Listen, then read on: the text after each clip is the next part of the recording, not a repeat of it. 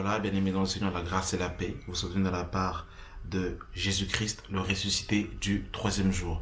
Voilà, nous aimerons parler, bien-aimés dans le Seigneur, du Shabbat et savoir si le chrétien doit observer, oui ou non, le Shabbat sous la grâce.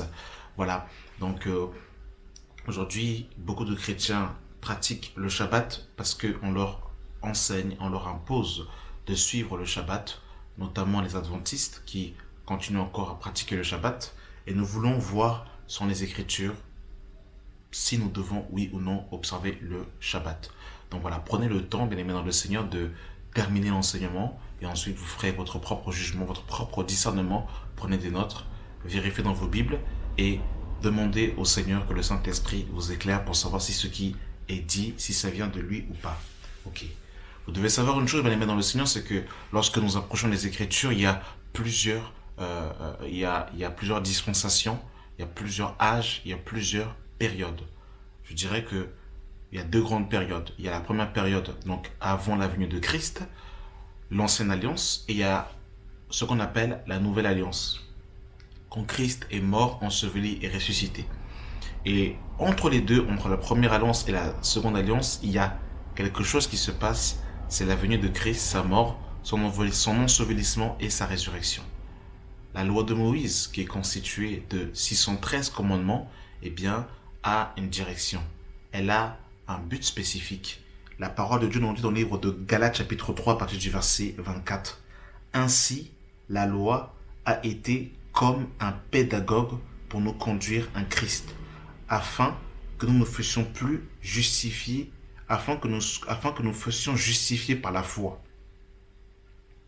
La foi étant venue, nous ne sommes plus sous ce pédagogue. Donc la loi, elle a été comme un tuteur pour nous conduire à Christ. Pourquoi est-ce que je dis cela? Parce que vous devez savoir que les choses de la loi étaient l'ombre des choses à venir et que la réalité est en Christ. Nous sommes dans le livre de Colossiens chapitre 2 à partir du verset 16. Que personne donc ne vous juge au sujet du manger ou au sujet des fêtes, d'une nouvelle lune ou des sabbats. C'était l'ombre des choses à venir, mais le corps est en Christ.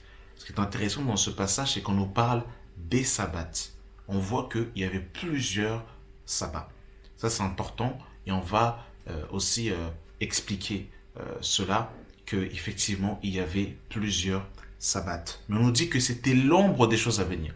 Ça veut dire que lorsque le Seigneur nous donne quelque chose sous la loi, il faut savoir que c'est l'ombre.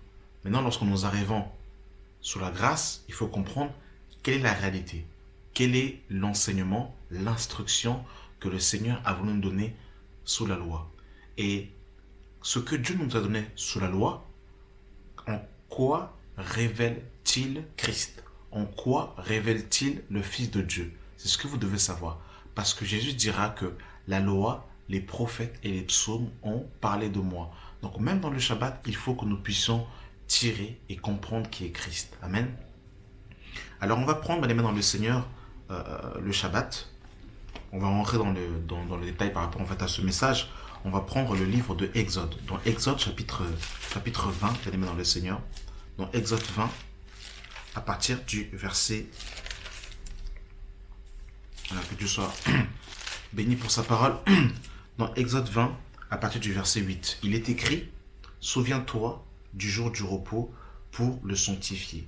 Tu travailleras 6 jours et tu feras tout ton ouvrage. Mais le 7e jour est le jour du repos de l'Éternel ton Dieu.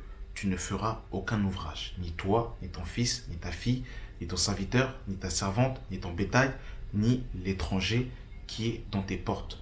Car en 6 jours, l'Éternel a fait les cieux et la terre, la mer et tout ce qui est contenu. Et il s'est reposé le 7e jour. C'est pourquoi l'Éternel a béni le jour du repos et l'a sanctifié. Amen. Alors ici, ce qu'il faut savoir déjà, qu'est-ce que sabbat veut dire? Sabbat se dit en grec sabbaton. Sabbaton qui veut indiquer sécession d'activité ou encore repos. Donc il faut comprendre que sabbat veut dire, ça se dit sabbaton en grec qui veut dire sécession d'activité ou encore repos. Alors, il faut comprendre une chose, bien aimé dans le Seigneur, c'est que dans Exode 20, le Seigneur va nous parler des 10 paroles. Dans les 10 paroles, il y a 4 paroles. Les 4 premières paroles concernent Dieu et les 6 autres paroles concernent l'homme. On retrouve là un peu les 2 paroles que Jésus nous a données, aimer Dieu et aimer notre prochain. Et le jour du Shabbat fait partie de la 4e parole que le Seigneur a donnée dans les 10 paroles. Et cette 4e parole est réservée à Dieu lui-même. Et on va expliquer cela un peu plus en profondeur. Vous devez savoir, bien aimé dans le Seigneur, que le Shabbat, ici dont il est question du Shabbat hebdomadaire. Parce qu'il y avait plusieurs Shabbats. On va confirmer cela dans le livre de Lévitique. Dans Lévitique chapitre 19. Là, on va prendre le Shabbat et vous allez voir, bien aimé dans le Seigneur, que beaucoup de ceux qui pratiquent aujourd'hui le Shabbat, eh bien, ne l'appliquent pas comme il est écrit dans la parole. Nous sommes dans le livre de Lévitique 19, à partir du verset 30. Vous observerez mes sabbats et vous révérerez mon sanctuaire, je suis l'Éternel. Voyez-vous, vous observerez mes sabbats.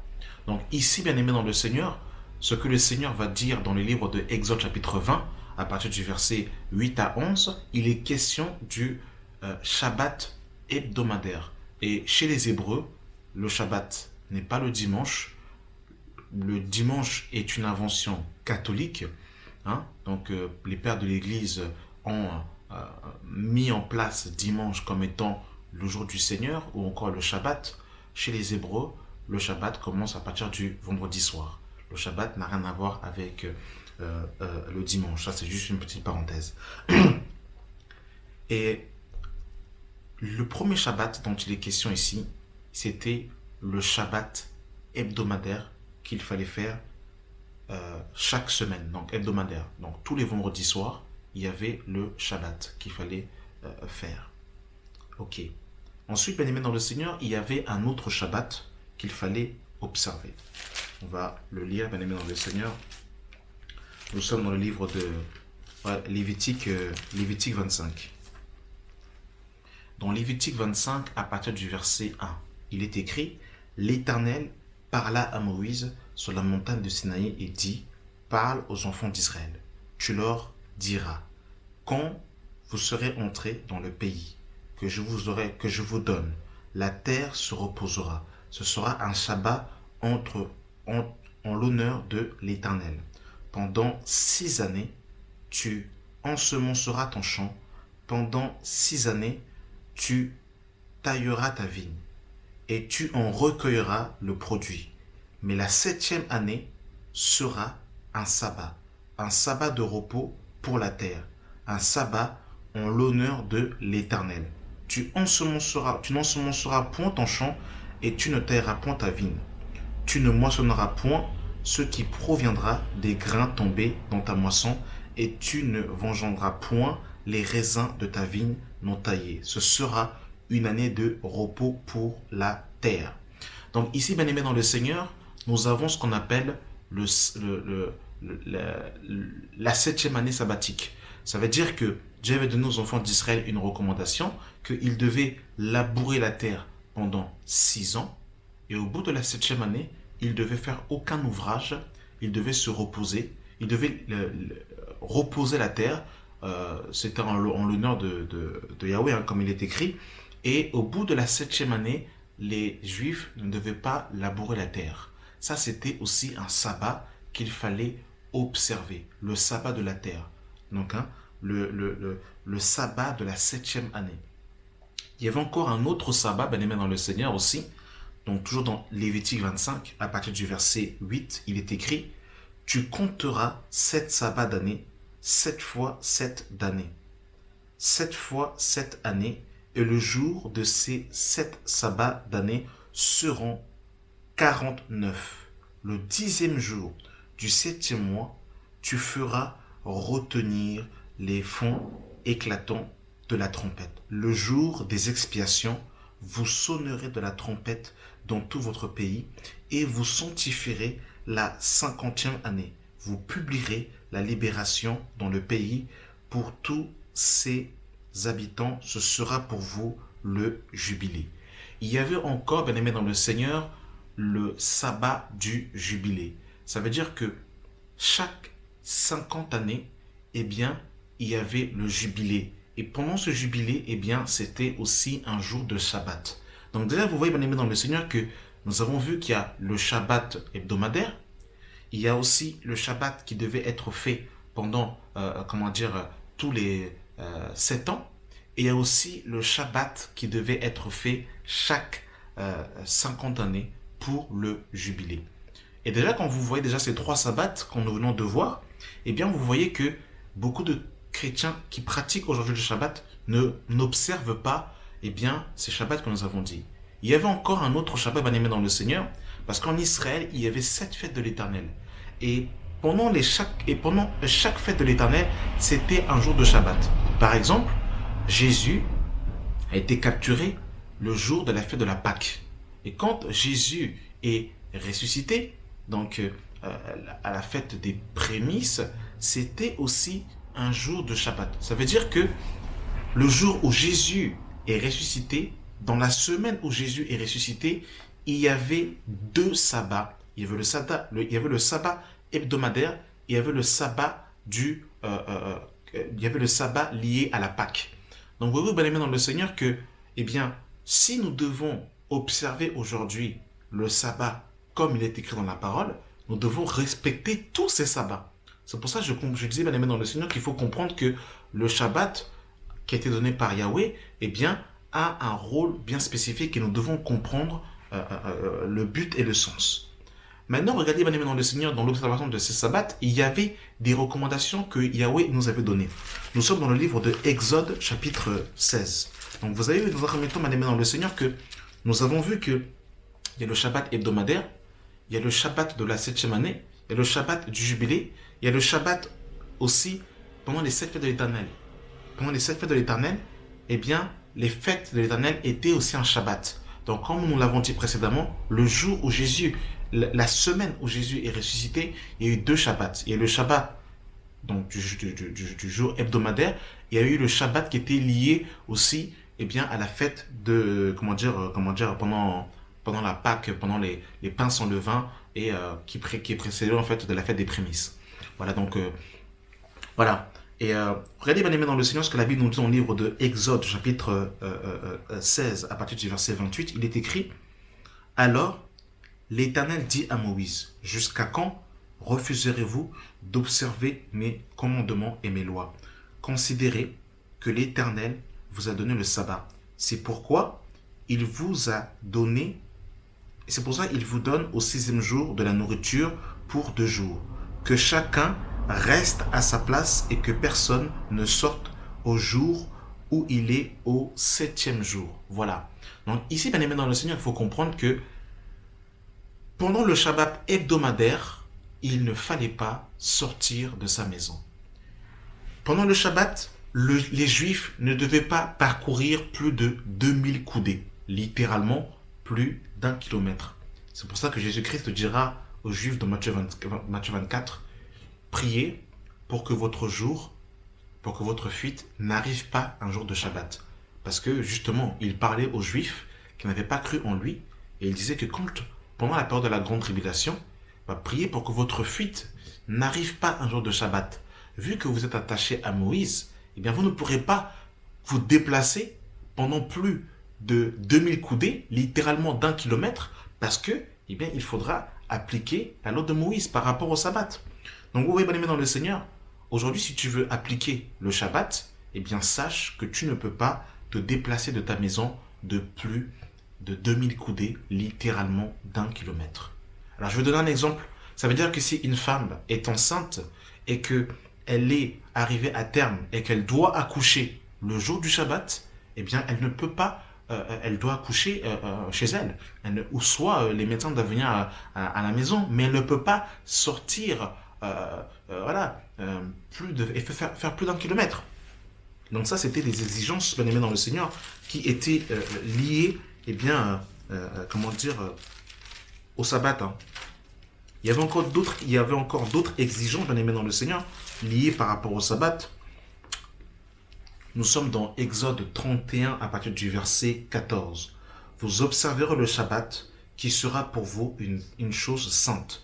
Celui qui le profanera sera puni de mort. Celui qui fera quelque ouvrage en ce jour-là sera retranché du milieu de son peuple. Voilà la deuxième exigence, bien aimé dans le Seigneur, je dirais même troisième exigence. Premièrement, déjà, le jour du Shabbat, tu ne dois pas te déplacer de plus de 2000 coudées, littéralement 1 kilomètre. Deuxièmement, si tu n'observes pas le Shabbat, tu devais être lapidé. Tu dois être lapidé, tu dois être exécuté, on doit te tuer littéralement. Si tu veux appliquer le Shabbat aujourd'hui, littéralement. Deuxièmement, bien aimé dans le Seigneur, tu dois faire aucun ouvrage. Voyez-vous, bien aimé dans le Seigneur? Donc, ceux qui travaillent le samedi, ou ceux qui travaillent de nuit, entre le vendredi et le samedi, vous êtes déjà en train de transgresser le Shabbat. Parce que la parole dira ici, bien aimé dans le Seigneur, vous observerez le Shabbat, car il sera pour vous une chose sainte. Celui qui le profanera sera puni de mort. Et comment est-ce qu'ils étaient punis de mort? Ils étaient lapidés, bien aimés dans le Seigneur. Celui qui fera quelques ouvrages ce jour-là sera retranché du milieu de son peuple. On travaillera 6 jours, mais le 7e jour est le Shabbat, le jour du repos consacré au Seigneur. Celui qui fera quelque ouvrage le jour du Shabbat sera puni de mort. Les enfants d'Israël observeront le Shabbat, on célébrera, eux, leurs descendants, une alliance perpétuelle. Amen. Il faut comprendre que quand on parle de perpétuel, il est aussi question de la dispensation. On en reviendra par la suite par rapport à la dispensation pour que vous puissiez comprendre. Mais là, bien aimé dans le Seigneur, nous avons déjà compris ici que encore une autre exigence qu'il fallait observer pendant le Shabbat. Le fait de ne pas, premièrement, de ne pas faire plus de demi-coudée 1 kilomètre. Deuxièmement, de ne faire aucun ouvrage. Et troisièmement, eh bien, celui qui désobéissait au Shabbat devait être lapidé. Ok. Alors on nous dit dans Exode 35 à partir du verset 1. Moïse convoqua toute l'assemblée des enfants d'Israël et leur dit, voici les choses que l'Éternel ordonne de faire. On travaillera 6 jours, mais le 7e jour sera pour vous une chose sainte, car le sabbat, le jour du repos consacré au Seigneur, celui qui fera quelque ouvrage ce jour-là sera puni de mort. Verset 3. Vous n'allumerez point de feu dans aucune de vos demeures le jour du Shabbat. En d'autres termes, le jour du Shabbat, tu ne dois pas faire à manger, tu ne dois pas faire à manger, tu ne dois pas allumer le feu. Tu ne dois pas allumer le feu. Tout ce qui est rapport avec le manger, tu ne dois pas le faire. Donc ça veut dire, bien aimé dans le Seigneur, que le jour du Shabbat, si tu dois le pratiquer à la lettre, mon bien aimé dans le Seigneur, eh bien sache que, voilà, tu ne dois pas te déplacer, tu ne dois pas faire plus de demi-coudée, plus d'un kilomètre. Si tu ne respectes pas le Shabbat, on doit te lapider, on doit te tuer. Tu ne dois pas allumer le feu. Et tu ne dois pas faire d'ouvrage. Littéralement, tu ne dois pas travailler. Donc, les chrétiens qui soi-disant font le Shabbat le dimanche et qui font plus d'un kilomètre en allant dans le bâtiment, ils sont déjà en train de transgresser déjà le Shabbat. Déjà, ils n'observent pas le Shabbat. Déjà, premièrement, ils sont en train de le transgresser. Est-ce que vous voyez, bien aimé dans le Seigneur, qu'aujourd'hui, si on veut l'appliquer à la lettre, littéralement, bien, il y a quelque chose qui coince, il y a quelque chose qui va bugger. Parce que ça va être compliqué de pouvoir appliquer ça à la lettre. Et c'est pour cette raison que Jésus faisait des guérisons le jour du Shabbat. Dans Marc chapitre 3, lorsque Jésus entre dans la synagogue et qu'il voit l'homme à la main sèche, et c'est à ce jour-là spécifiquement que Jésus faisait ces miracles. Regardez, beaucoup de miracles que Jésus faisait, il les faisait le jour du Shabbat. Et Jésus va dire quelque chose de très intéressant. Il va dire que l'homme n'a pas été fait pour le Shabbat, mais le Shabbat n'a pas été fait pour l'homme, mais l'homme pour le Shabbat. Et regardez, ce qui est très intéressant, c'est que le Shabbat est le 7e jour. L'homme a été créé le 6e jour. En d'autres termes, Dieu a créé l'homme pour qu'il puisse rentrer dans le repos, pour qu'il puisse rentrer dans le Shabbat, pour qu'il puisse rentrer dans la cessation, littéralement dans la non-activité, pour qu'il puisse rentrer dans le repos afin de pouvoir bénéficier du repos de Dieu, pour qu'il puisse rentrer dans le shalom de Dieu, dans le tout accompli de Dieu. Vous, bien-aimés dans le Seigneur, c'est pour ça que Jésus est venu aussi comme le 7e homme. Il est venu comme le 7e homme pour restaurer l'homme qui a été créé le 6e jour. Parce que le chiffre de l'homme est le chiffre 6. Et Jésus est venu comme étant le Shabbat, comme étant le repos, pour pouvoir installer l'homme dans son repos. C'est pour ça, la femme qui avait, le dos courbé pendant plus de 12 ans, eh bien le Seigneur l'a délivré le jour du Shabbat. Pareillement pour cet homme qui avait la main sèche. Pareillement pour cet homme qui était aveugle de naissance. Jésus faisait des guérisons le jour du Shabbat. Et c'est pour ça qu'il dira encore aux pharisiens, si l'un d'entre vous a une brebis et qu'elle tombe dans une fosse le jour du Shabbat, n'allez-vous pas délivrer votre brebis? Et Jésus dira, est-il permis de faire du bien le jour du Shabbat? C'était aussi pour ça que les Juifs ont voulu lapider Jésus, parce que Jésus faisait des guérisons et des miracles le jour du Shabbat. Et en fait, Jésus est venu leur faire comprendre que je suis venu vous délivrer du péché pour vous installer dans le shalom, pour vous installer dans la paix. Et c'est ça que justement que les Juifs n'avaient pas compris, bien-aimés dans le Seigneur. C'est pour ça que je disais que la loi était un pédagogue pour nous ramener à Christ. Regardez ce que la Bible nous dit dans le livre de Exode, chapitre 21, le verset 2. Si tu achètes un esclave hébreu, il servira 6 années, mais la 7e, il sortira libre sans rien payer. Donc, les Hébreux avaient la possibilité de prendre des esclaves. Et ces esclaves travaillaient pendant 6 ans, mais la 7e année, ils devaient être libérés. En d'autres termes, pendant 6 ans, pendant 6 années, pendant 6 jours, comprenez mon langage, qui est encore le chiffre de l'homme, nous avons été esclaves du péché. Nous avons travaillé pour le diable, pour les œuvres mortes. Et le 7e jour, donc la 7e année, Jésus nous a libérés. Jésus nous a rendus libres. Et regardez, même quand Jésus va aller voir la femme samaritaine, il va se présenter comme étant le 7e homme. Mais oui, bien-aimés dans le Seigneur, c'est ça que vous devez comprendre. C'est pour ça que je disais que la loi est un pédagogue. Et la loi est un pédagogue qui nous ramène à Christ. Et vous comprenez, bien-aimés dans le Seigneur, que c'était l'ombre des choses à venir, mais que la réalité est en Christ. Et qu'aujourd'hui, bien-aimés dans le Seigneur, eh bien, nous sommes dans le repos que le Seigneur nous a installé. Nous sommes dans le livre de bien-aimés dans le Seigneur de Hébreux chapitre 4. L'auteur aux Hébreux est en train de nous présenter et de positionner Jésus qui est au-dessus de toutes choses. Dans Hébreux chapitre 1 et Hébreux chapitre 2, l'auteur aux Hébreux positionne Jésus comme étant au-dessus des anges. Dans Hébreux chapitre 3, l'auteur aux Hébreux présente Jésus comme étant au-dessus de Moïse. Dans Hébreux chapitre 4 que nous allons lire, l'auteur aux Hébreux est en train de positionner Christ comme étant le repos par excellence, comme étant le Shabbat par excellence, le Sabbaton par excellence, la cessation d'activité par excellence. Nous sommes dans Hébreux chapitre 4 à partir du verset 1. Il est écrit, craignons donc, tandis que la promesse d'entrer dans son repos subsiste encore, qu'aucun de vous ne s'en trouve exclu. Donc là, l'auteur aux Hébreux nous parle d'un jour de repos, de Sabbaton, de cessation d'activité, de repos. Car cette bonne nouvelle nous a été annoncée aussi bien qu'à eux. Mais la parole qui leur fut annoncée ne leur servirent de rien, parce qu'elle ne trouva pas de foi chez ceux qui l'entendirent. Pour nous qui avons cru, nous entrons dans le repos, selon qu'il est dit, je jurai dans ma colère, ils n'entreront pas dans mon repos. Il dit cela, quoique ses œuvres n'eût point été achevées depuis la création du monde, car il a parlé quelque part du 7e jour. Et Dieu se reposa de toutes ses œuvres le 7e jour. Ici encore, ils n'entreront pas dans mon repos. Donc, ce que l'auteur aux Hébreux veut nous faire comprendre, c'est que, en vérité, Adam et Ève n'ont pas bénéficié du repos que Dieu leur avait donné à cause de la désobéissance. À cause de la chute d'Adam et Ève, Adam et Ève, n'a pas pu jouir pleinement du repos que Dieu a voulu lui donner. Verset 6. Or, puisqu'il est encore réservé à quelques-uns d'y entrer, et que ceux à qui d'abord la promesse a été faite n'y sont pas entrés à cause de leur désobéissance, Dieu fixe de nouveau un jour aujourd'hui en disant dans David, si longtemps après, comme il est dit plus haut aujourd'hui, si vous entendez sa voix, n'endurcissez pas votre cœur, car si Joseph leur eût donné le repos, il ne parlerait pas après cela d'un autre jour.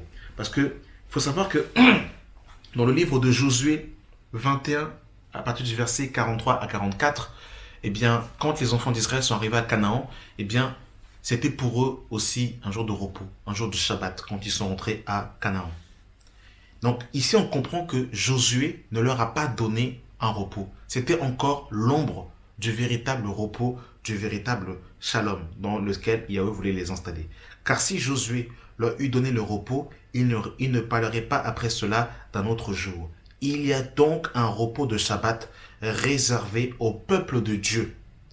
Car celui qui entre dans le repos de Dieu se repose de ses œuvres comme Dieu s'est reposé des siennes.